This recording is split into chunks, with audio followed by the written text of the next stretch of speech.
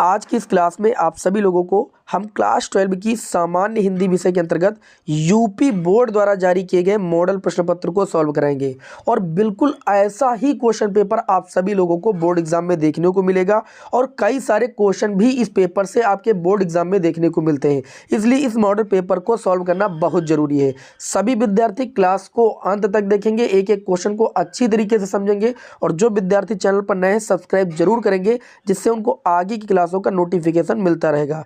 तो यहाँ पर आप सभी लोगों ने देखिए पढ़ा भी है कि आपका जो प्रश्न पत्र होता है वो 2 खंडों में डिवाइड होता है, ये बताने की जरूरत नहीं है। खंड का के अंतर्गत जो पहला प्रश्न होता है इसमें आपके हिंदी गद्य साहित्य के विकास के 5 प्रश्न दिए जाते हैं।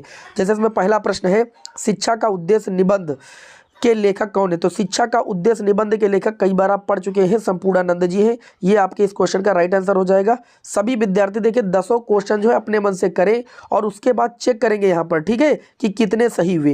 देखिए अगला जो क्वेश्चन लल्लू लाल की रचना है, लल्लू लाल की रचना कौन सी है, ये भी आप सभी लोगों को पता है, पुराना क्वेश्चन है, प्रेम सागर। लल्लू लाल की रचना कौन सी है, प्रेम सागर। तो आपके इस क्वेश्चन का राइट आंसर हो जाएगा ऑप्शन नंबर 2। चलिए आगे बढ़ते हैं। अगला क्वेश्चन है ग, पर्दा कहानी के लेखक हैं।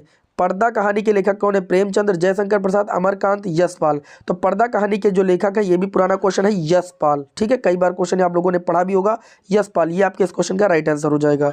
अगला घ पढ़ दिया है, आवारा मसीहा के रचनाकार है विष्णु प्रभाकर, रामवृक्ष बेनीपुरी, राहुल सांस्कृत्यायन, रांगे राघव। तो कौन है भैया आवारा मसीहा के लेखक कौन है, तो आप कहेंगे विष्णु प्रभाकर। मैंने पिछले आप लोगों को अभी जो मॉडल पेपर हल कराया उसमें से काफी क्वेश्चन आपको देखने को मिल रहे हैं। इसीलिए कहा जाता है आप सभी लोगों से कि मॉडल प्रश्न पत्र को जरूर सॉल्व करके जाएं, क्योंकि एग्जाम में भी यही क्वेश्चन आपके पुट होंगे बार बार।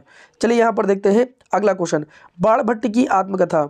ठीक है, बाणभट्ट की आत्मकथा के लेखक कौन है, महावीर प्रसाद द्विवेदी, सरदार पूर्ण सिंह, वासुदेव शरण अग्रवाल, हजारी प्रसाद द्विवेदी। तो आप सभी को तो पता है कि बाणभट्ट की आत्मकथा के लेखक है हजारी प्रसाद द्विवेदी।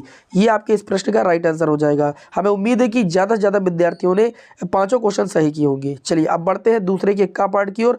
जो प्रश्न संख्या 2 होती है, इसमें हिंदी पद्य साहित्य के 5 विकास के 5 प्रश्न पूछे जाते हैं। जैसे पहला प्रश्न यहाँ पर पूछा गया है, कामायनी किस युग की रचना है, द्विवेदी युग की, छायावादी युग की। आपको पता है कामायनी जयशंकर प्रसाद जी ने लिखा है और जयशंकर प्रसाद एक छायावादी युग है, तो यहाँ पर कुछ सोचने की जरूरत ही नहीं। आपके इस क्वेश्चन का जो राइट आंसर हो जाएगा वो आपका हो जाएगा छायावादी युग। ठीक है, छायावादी युग में आप सभी को पता होना चाहिए, मैंने बताया वर्मा पंत प्रसाद निराला। ठीक है, ये जो है लेखक या कवि याद रखना, जो मतलब छायावादी युग के अंतर्गत आते हैं। अच्छा आगे बात करेंगे खा पाठ की ओर। ठीक है, समय बिल्कुल भैया लॉस नहीं करेंगे, बहुत कम समय में आप सभी लोगों को पूरा मॉडल पेपर हम सॉल्व करा देंगे। बस आप चैनल पर नए तो सब्सक्राइब जरूर करें, वीडियो को जरूर लाइक करें। ठीक है, क्योंकि आप सभी के लिए इतनी मेहनत की जा रही है, तो आप वीडियो को जरूर लाइक करें। निम्नलिखित कवियों में से कौन प्रगतिवादी युग का है, अग्रदास, तुलसीदास, नंददास, रामधारी सिंह दिनकर।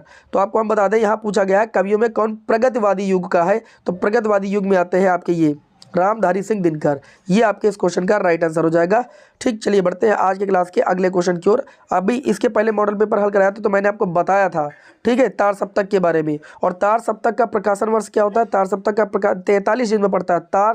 ता से देखो तार होता है और 43 मतलब 1943 भी, इस तरीके से याद रखना। ठीक है, ये आपके इस क्वेश्चन का राइट आंसर हो जाएगा। तार सप्तक का प्रकाशन वर्ष कौन सा है, 1943। सभी विद्यार्थियों को आना चाहिए।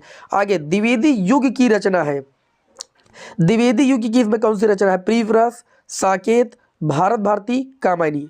अभी आप लोगों को हमने अच्छी तरीके से बताया, इसमें पूछा द्विवेदी युग की रचना नहीं है, ये पूछा गया है। तो द्विवेदी युग में आता है प्रियव्रत, साकेत, भारत भारती। अभी आप लोगों को बताया कि जो कामायनी रचना है वो छायावादी युग की है, जयशंकर प्रसाद द्वारा। तो द्विवेदी युग की यही रचना नहीं है, सोचना कुछ है ही नहीं। आगे बढ़ते हैं। अष्टछाप के कवियों का संबंध है भक्तिकाल की किस शाखा से, अष्टछाप के कवियों का संबंध है भक्तिकाल की किस शाखा से, राम भक्ति शाखा से, ज्ञानाश्रयी शाखा से, प्रेमाश्रयी शाखा से, कृष्ण भक्ति शाखा से। जवाब दीजिए भैया आप सभी लोग। तो अष्टछाप की कवियों का संबंध भक्तिकाल की कृष्ण भक्ति शाखा से है। तो ये आपके इस क्वेश्चन का राइट आंसर हो जाएगा। हमें उम्मीद है ज़्यादा से ज़्यादा विद्यार्थियों के 10 क्वेश्चन सही होंगे, कुछ विद्यार्थियों के कम भी सही होंगे। तो वो आगे जो भी मैं मॉडल पेपर आपको सॉल्व करा रहा हूँ उनकी प्रैक्टिस आप अच्छे तरीके से कर डालिए। अभी आपके पास 2-3 दिन का वक्त है। ठीक है, तो चलिए अब यहाँ पर जो अगला प्रश्न मिलता है, प्रश्न संख्या 3, इसमें आपको क्या मिलता है, 2 गद्यांश मिलते हैं। अथवा में देखिए आप देख सकते हो, एक ऊपर गद्यांश मिला है धरती माता की कोक वाला, और दूसरा मिला यहाँ पर आप देख सकते हो अशोक के फूल। ठीक है, तो देखिए और एक चीज बता दें, गद्यांश यहाँ पर जो गद्यांश पर आधारित प्रश्न पूछे जाते हैं, प्रत्येक प्रश्न 2-2 अंक का होता है। और याद रखिएगा आपको एकदम सटीक उत्तर लिखना है, एकदम सटीक। गद्यांश पर आधारित प्रश्न पूछे गए तो सबसे पहले गद्यांश को पढ़ना होगा बहुत ध्यान से, सारा उत्तर गद्यांश में ही आपको देखने को मिलेगा। तो चलिए गद्यांश एक बार पढ़ते हैं, सभी लोग ध्यान से सुनेंगे। धरती माता की कोख में जो अमूल्य निधियां भरी हैं, जिनके कारण वह वसुंधरा कहलाती है, ठीक है, उससे कौन परिचित ना होना चाहेगा। लाखों करोड़ों वर्षों से अनेक प्रकार की धातुओं को पृथ्वी को पीस पीस कर अगणित प्रकार की मिट्टियों से पृथ्वी की देह को सजाया है। हमारे भावी आर्थिक अभ्युदय के लिए इन सब की जांच पड़ताल आवश्यक है। बहुत ध्यान से समझिएगा एक एक क्वेश्चन को। देखिए यहाँ पर दिया गया उपर्युक्त गद्यांश का संदर्भ लिखिए। अब संदर्भ में आपको बहुत ज्यादा बहुकाल नहीं लिखना है, ठीक है, नहीं तो देखिए 2 नंबर का है, संदर्भ पूछा गया। संदर्भ में आपको लिखना है प्रस्तुत गद्यांश हमारी पाठ्य पुस्तक गद्य गरिमा में संकलित डॉक्टर वासुदेव शरण अग्रवाल द्वारा लिखित राष्ट्र का स्वरूप नामक निबंध से लिया गया है। बस इतना लिख देना है, ठीक है। एक बार और सुनिएगा, प्रस्तुत गद्यांश हमारी पाठ्य पुस्तक गद्य गरिमा में संकलित डॉक्टर वासुदेव शरण अग्रवाल द्वारा लिखित राष्ट्र का स्वरूप नामक निबंध से लिया गया है। इस तरीके से बस आपको पूरे 2 मार्क्स मिलेंगे। अब बहुकाल लिखोगे तो 2 नंबर कट भी सकते हैं, ठीक है। जितना सटीक उत्तर लिखोगे उतने ही ज्यादा नंबर मिलेंगे आपको, और समय भी मिलेगा आपको आगे क्वेश्चन करने के लिए। अब इसमें लिखा धरती वसुंधरा क्यों कहलाती है, इसका प्रश्न आपको इसी में देखने को मिलेगा। इसमें लिखा धरती माता की कोख में अमूल्य निधियां भरी, जिनके कारण वह वसुंधरा कहलाती है। वसुंधरा का मतलब क्या होता है? वसुंधरा का मतलब वस्तुओं, रत्नों को धारण करने वाली, समझ रहे हो ना। तो बस आपको इतना उत्तर लिखना है कि धरती वसुंधरा क्यों कहलाती है। धरती माता की कोख में अमूल्य निधियां भरी हुई, जिनके कारण वह वसुंधरा कहलाती है। बस हो गया पूरा जवाब, फालतू जवाब आपको देना ही नहीं। आगे लिखिए रेखांकित अंश की व्याख्या कीजिए। धरती माता की कोख में अमूल्य निधियां भरी, जिनके कारण वह वसुंधरा कहलाती है, उससे कौन परिचित ना होना चाहेगा। बस इतनी शब्दों का आपको क्या करना है, व्याख्या करना अपने शब्दों में, ठीक। तो आपको लिखना है कि लेखक का कहना है कि धरती माता की कोख में क्या है, अमूल्य निधियां, जिसको हम रत्न कहते हैं, भरे हुए, ठीक है, या भरे पड़े हैं। इन्हीं रत्नों के कारण पृथ्वी का नाम वसुंधरा भी है। वसुंधरा का मतलब अर्थात वस्तुओं या रत्नों को धारण करने वाली भी है। बस इतनी ही व्याख्या करनी है कि लेखक का कहना है कि धरती माता की कोख में अमूल्य निधियां, रत्न भरे पड़े हैं, ठीक। इन्हीं रत्नों के कारण पृथ्वी का नाम वसुंधरा अर्थात वस्तुओं या रत्नों को धारण करने वाली भी है। बस यही आपकी इसकी व्याख्या हो गई। आगे चलिए बढ़ते हैं। पृथ्वी की देह को किसने सजाया है, आप खुद देखिए। लाखों करोड़ों वर्षों से अनेक प्रकार की धातुओं को पृथ्वी को पीस पीस कर अगणित प्रकार की मिट्टियों ने पृथ्वी की देह को सजाया है। बस सीधा सा जवाब। आगे बढ़ते, भावी आर्थिक अभ्युदय है तो हमें क्या करना चाहिए। तो यहाँ पर देखिए लास्ट में लिखा है भावी आर्थिक अभ्युदय के लिए इन सब की जांच पड़ताल आवश्यक है।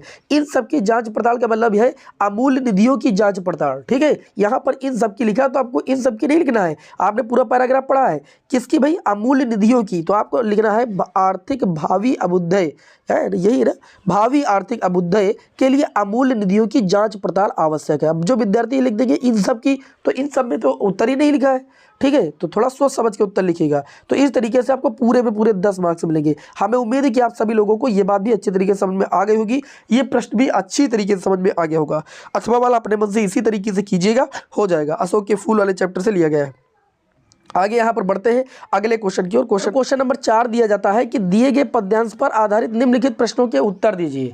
आपको यहाँ पर 2 पद्यांश दिए जाएंगे, और जो पद्यांश आपको अच्छी तरीके से आता होगा, जिसकी व्याख्या आप अच्छी तरीके से कर सकते हैं, ये भी आपको पता है कि वो किस चैप्टर से लिया गया है, ठीक है, आप उसी पद्यांश को करना, क्योंकि उस पर आधारित आपसे 5 प्रश्न पूछे जाएंगे 2-2 अंक के, और पद्यांशों पर आधारित आपको एकदम सटीक उत्तर देना है, ठीक है। बहुत ज़्यादा भौकाली उत्तर नहीं लिखना है, क्योंकि 2 नंबर का आया, सटीक उत्तर देंगे तभी आपको पूरे मार्क्स मिलेंगे। और सटीक उत्तर आप तभी दे सकते हैं जब आप पद्यांश की व्याख्या कर पाएंगे। इसीलिए आपके प्रैक्टिस के लिए हम दोनों पद्यांशों का अर्थ स्पष्ट कर दे रहे हैं, यानी व्याख्या किए दे रहे हैं। जैसे लिखा है, दुर्बलता का ही चिन्ह विशेष शपथ है, पर अवलाजन के लिए कौन सा पथ है। देखिए यहाँ पर अंडरलाइन भी है, और अभी ये प्रश्न में पूछा जाएगा कि रेखांकित अंश की व्याख्या कीजिए, तो यहीं पर मैं समझा दे रहा हूँ, आप व्याख्या कर लेना। देखिए कैकेयी भरत के सौगंध खाते हुए राम से कहती है कि सौगंध खाने से व्यक्ति की दुर्बलता प्रकट होती है। क्या लिखा, दुर्बलता ही चिन्ह विशेष शपथ है, ठीक है। कहती है कि सौगंध खाने से व्यक्ति की दुर्बलता प्रकट होती है। फिर क्या लिखा, पर का मतलब परंतु। अवलाजन के लिए कौन सा पथ है, मतलब स्त्रियों के लिए इसके अतिरिक्त अन्य कोई उपाय भी तो नहीं है, ठीक है। आगे यहाँ पर देखिए, यदि मैं उकसाई गई भरत से हूँ, आगे क्या लिखा है, यदि मैं उकसाई गई भरत से हूँ, अर्थात वह राम को संबोधित करते हुए कहती है, हे राम, मुझे तुम्हारे वनवास के लिए भरत ने नहीं उकसाया था, ठीक है। और यदि यह सच हो तो पति समान स्वयं पुत्र को भी कहूँ। अगर यह सच नहीं तो पति के समान ही अपना पुत्र भी खो बैठूं। फिर आगे क्या लिखा, ठहरो मत रोको मुझे, कहूँ सो सुन लो, पाओ यदि उसमें सार उसे सब चुन लो। अब देखिए ऐसे ही अर्थ स्पष्ट हो रहा है।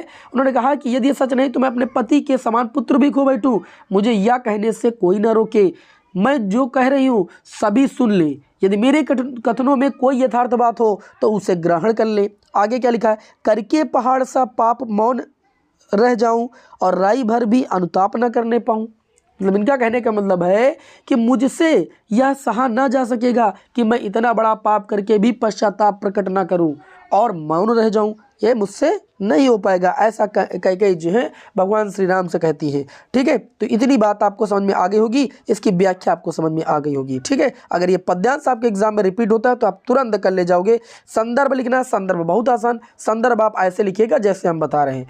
प्रस्तुत पद्यांश हमारी पाठ्यपुस्तक काव्यांजलि में संकलित राष्ट्रकवि मैथिली शरण गुप्त द्वारा रचित कैकेयी का अनुताप शीर्षक से लिया गया है। इतना ही संदर्भ में लिखना है। इसी तरीके से आगे प्रश्नों के आपको जवाब स्वयं देना है, रेखांकित की व्याख्या वगैरह। ठीक है, चलिए अगला पद्यांश हम आपके सामने देख लेते हैं। लज्जाशीला पथिक महिला जो कहीं दृष्ट आए, होने देना विकृत वसना तू ना तू सुंदरी को, जो थोड़ी सी श्रमिक वह हो गोद ले श्रांति खोना, होठों की और कमल मुख की म्लानताएं मिटाना, कोई क्लांता कृष लड़ना खेत में जो दिखावे, जाता कोई जलद यदि हो व्योम में तो उसे ला, धीरे धीरे परस उसकी क्लांतियों को मिटाना, छाया द्वारा सुखित करना तप्त भूतांगना को। यहाँ पर जो पंक्तियाँ दी गई हैं, ठीक है, इनकी हम व्याख्या करना आपको बता दे रहे हैं। ये किस चैप्टर से लिया गया है, इसका संदर्भ देके लिखना हम बता दे रहे हैं। संदर्भ को ध्यान से सुनिएगा। प्रस्तुत पद्यांश हमारी पाठ्यपुस्तक काव्यांजलि में संकलित अयोध्या सिंह उपाध्याय हरिऔध द्वारा रचित पवन दूतिका शीर्षक से लिया गया है। ठीक, इस तरीके से आपको संदर्भ लिख देना है और उस व्याख्या बहुत मेन है। ठीक है, व्याख्या को अच्छे तरीके से समझ लीजिए। लज्जाशीला पथिक महिला जो कहीं दृष्ट आए, जो राधा जी हैं वो पवन दूतिका को समझाते हुए कहती हैं कि हे पवन, यदि तुझे कोई मार्ग में लाजवंती स्त्री दिखाई दे तो तू उसके वस्त्रों को मत उड़ाना। क्या लिखा है, लज्जाशीला पथिक महिला कहीं पर रास्ते में अगर दिख जाए तो उसके वस्त्रों, वसना का मतलब वस्त्र, विकृत के मतलब अलग नहीं होने देना, वस्त्रों को तू मत उड़ाना, ना तो उस सुंदरी के वस्त्रों को मत उड़ाना। आगे देखिए, जो थोड़ी सी श्रमिक हो वह हो गोद ले श्रांति खोना। आगे क्या, यदि वह थोड़ी सी भी थकी हो, यदि वह थोड़ी सी भी थकी हुई लगे तो उसे अपनी गोद में लेकर के उसकी थकान को मिटा देना। साथ ही होठों की और कमल मुख की म्लानताएं मिटाना, साथ ही उसके होठों और कमल के समान दिखने वाले मुख की मलिनता को हर लेना, मलिनता को दूर कर देना। आगे देखिए, राधा जी और भी कुछ कहती है कि कोई क्लांता कृषि ललना खेत में जो दिखावे, जाता कोई जलद यदि व्योम में हो तो उसे ला। आगे देखिए क्या कहती है, साथ ही राधा जी पवन से कहती है कि यदि तुम्हें मार्ग में कोई खेत में काम करने वाली थकी हुई स्त्री दिखे तो तुम धीरे धीरे उसके पास पहुंचकर अपने स्पर्श से उसकी थकान मिटा देना। आगे क्या लिखा है, धीरे धीरे परस उसकी क्लांतियों को मिटाना, मतलब उसके पास जा करके उसकी क्लांतियों को मिटाना, उसकी मलिनता को दूर करना, उसकी थकान को दूर करना। आगे क्या लिखा है, साथ ही छाया द्वारा सुखित करना तप्त भूतांगना को। फिर साथ ही आकाश में बादल दिखाई देने पर उसे पास ला करके उसकी छाया के द्वारा उसकी थकी हुई स्त्री को शीतलता प्रदान करना, यानी आराम पहुंचाना। ऐसा राधा जी पवन दूतिका से कहती हैं। अब यहाँ पर देखिए आप व्याख्या भी कर सकते हैं, मैंने संदर्भ आपको लिखना बता दिया है। राधा लज्जाशीला पति की महिला में क्या कहना चाहती है कि उसके वस्त्रों को मत उड़ाना। यहाँ पर आगे देखिए, होठों की और कमल मुख में कौन सा अलंकार है, उपमा अलंकार है, क्योंकि यहाँ पर जो है मुख को कमल के समान बताया गया है तो उपमा अलंकार हो जाएगा। जलद का मतलब क्या होता है, सभी विद्यार्थी जानते हैं, जलद का अर्थ होता है बादल। कृषक लन्ना का मतलब होता है किसान की स्त्री। ठीक है, इस तरीके से ये पद्यांश भी आपका हो गया। प्रश्न संख्या यहाँ पर 5 देखें तो प्रश्न संख्या 5 में आप सभी लोगों से किसी लेखक का साहित्यिक परिचय देते हुए उसकी प्रमुख रचना का उल्लेख करना बताया जाएगा। मैंने आपको पहले ही बता दिया, अधिकतम 80 वर्ड के करीब 4 क्वेश्चन आते हैं, तो आपको देखिए चारों प्रश्नों का जवाब देना रहता है और समय रहते देना रहता है। अगर आप यहाँ 80 वर्ड की जगह जो है 3-3, 4-4 पन्ना लिख रहे हैं तो आगे के क्वेश्चन आपके छूट जाएंगे। लिखना कैसे है समझ लीजिए एक बार। क्या कवि का साहित्यिक परिचय लिखने के लिए सबसे पहले जीवन परिचय से संबंधित कुछ बातें लिखना जरूर आपको आवश्यक है।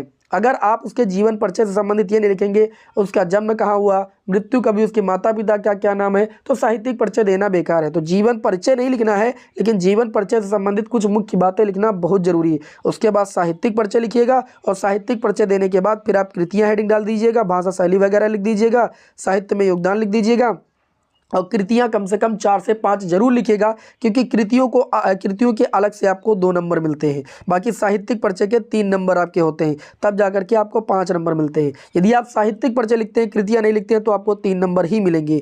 और यहाँ पर देखिए, बहादुर अथवा पंचलेट कहानी के उद्देश्य पर प्रकाश डालिए। ये हर एक हिंदी के पेपर में पूछा जाता है, इसको आपको पढ़ के ही जाना है, ठीक है। या ध्रुव यात्रा कहानी की कथा वस्तु अपने शब्दों में लिखना है, 80 वर्ड में ही लिखना है, ज़्यादा बड़ा बहुकाल नहीं लिखना है। बाकी जो खंड काव्य आपके जिस जिले में हो, ठीक है, उस जिले के अकॉर्डिंग आप खंड काव्य को पढ़ करके अपने हिसाब से ही उत्तर देना है।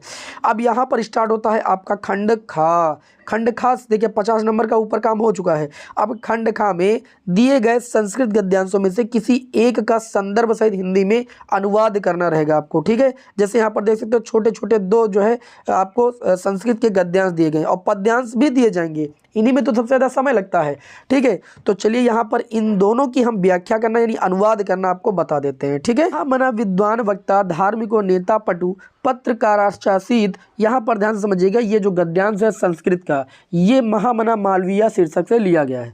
तो यहाँ पर जो संस्कृत का गद्यांश दिया जाएगा, इसमें उसका प्रश्न यही रहेगा कि संदर्भ सहित हिंदी में अनुवाद कीजिए। तो सबसे पहले संदर्भ लिख लीजिएगा कि प्रस्तुत गद्यांश हमारी पाठ्यपुस्तक संस्कृत दिग्दर्शिका के महामना मालवीय पाठ से लिया गया है, ठीक। फिर अनुवाद हेडिंग डालिएगा, और अनुवाद करना आपको हम बता रहे हैं। देखिए, महामना विद्वान, वक्ता, धार्मिक नेता एवं कुशल पत्रकार थे, ठीक है। परमस सर्वोच्च गुण, परंतु उनका जो सर्वोच्च गुण था, जन सेवा करना था, लोगों की सेवा करना था।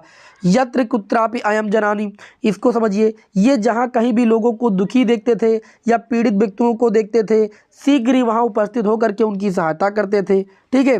तत्रैव सा शीघ्र, मतलब वहाँ पर तुरंत उपस्थित होकर के उनकी सहायता करते थे, ठीक है। उसके बाद देखिए यहाँ पर सभी प्रकार से सर्व विधा लिखा ना, मतलब सभी प्रकार से उनकी सहायता करते थे।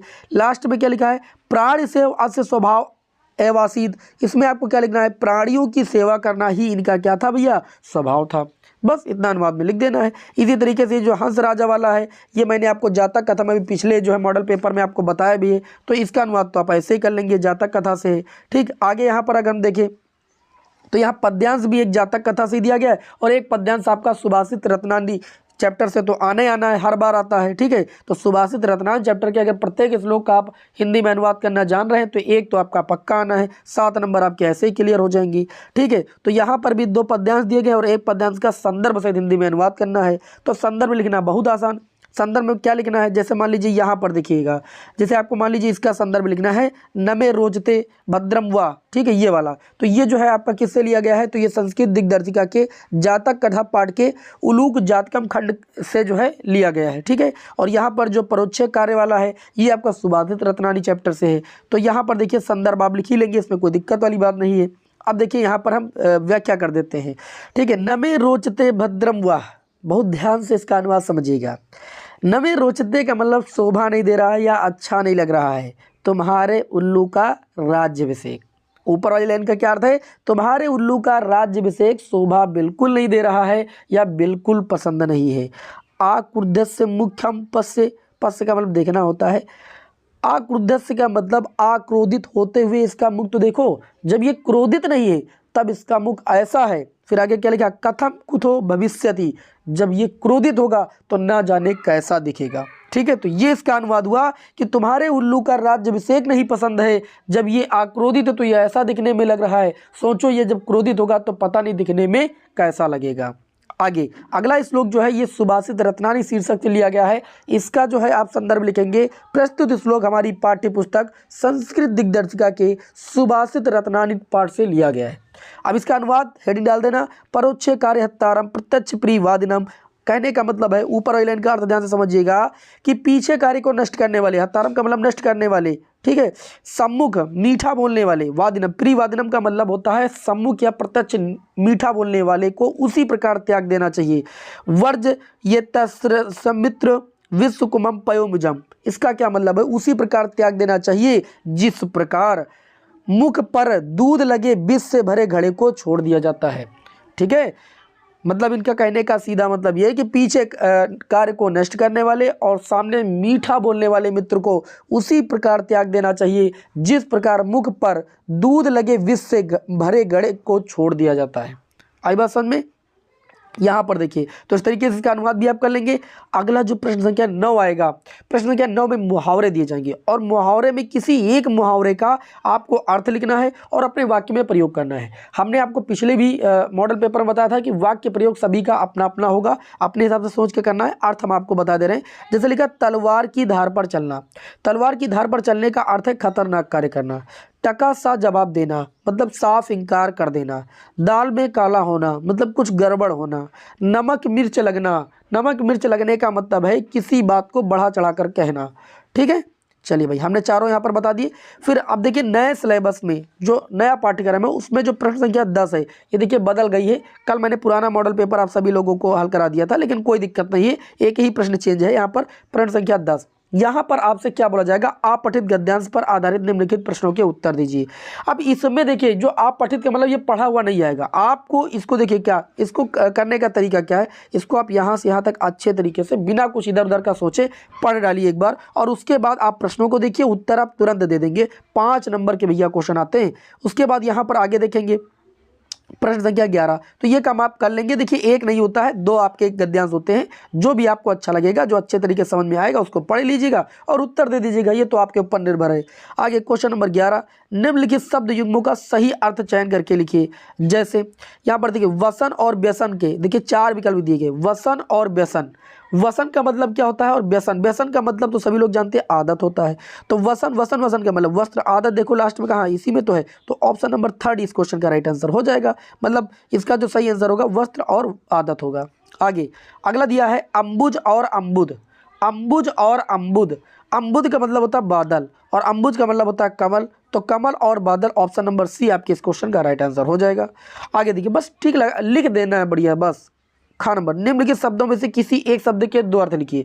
4 शब्द दिए गए, चारों शब्दों के अलग अलग 2-2 अर्थ आने चाहिए। ठीक है, जैसे अंबर के भी आना चाहिए, आकाश वगैरह आप जानते हैं। पट, पट का मतलब वस्त्र, घूंघट। ठीक है, विधि, विधि का मतलब तौर तरीका, ये सब आप जानते हैं। नाग, नाग का मतलब क्या होता है, हाथी, सांप। ठीक है, तो इस तरीके से आप किसी एक शब्द के 2 अर्थ लिख दीजिएगा बस। अब 4 में एक शब्द के 2 अर्थ तो आपको आते ही होंगे।